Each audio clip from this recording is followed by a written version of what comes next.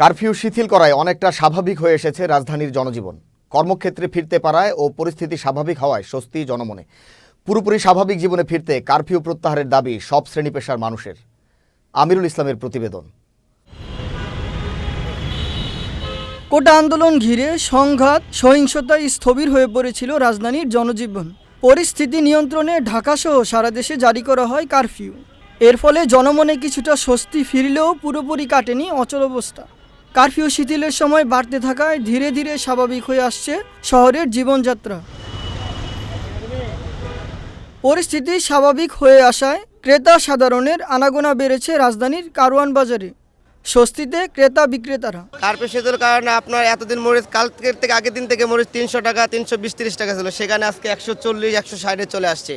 এখন আজকে যে কোনো কাঁচামাল আসার কারণে আপনার অনেক পরিমাণে দাম কমে গেছে, এখন সবাই কিনতে পারতেছে টুকটাক। আমরাও চাই যে পুরোপুরি খুলে দেওয়া আর আমদানি রপ্তানি ঠিক মতন হয়। তার মধ্যে সব কিছু আরও স্বাভাবিক হয়ে যাবে যা মনে হইতেছে।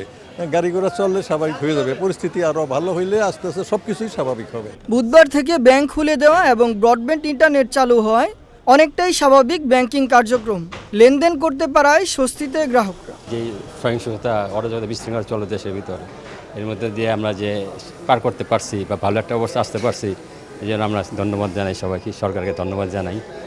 আর ব্যাংক থেকে যে আমরা সার্ভিস পাচ্ছি যে তারা যে আবার নিতেছে, বিলগুলি নেওয়া শুরু করছে, এটা ওনাদের জন্য আমার কাছে কৃতজ্ঞ থাকলো, আমি ধন্যবাদ জানাই। কারফিউ শিথিলের ফলে খুলেছে রাজধানীর বিভিন্ন শপিং মল ও বিপণী বিতান। কারফিউ তাকাতে আসলে আমাদের জনজীবন একবারে নীরব নিস্তব্ধ মতো একটা দিন যাপন আমরা পার করছি।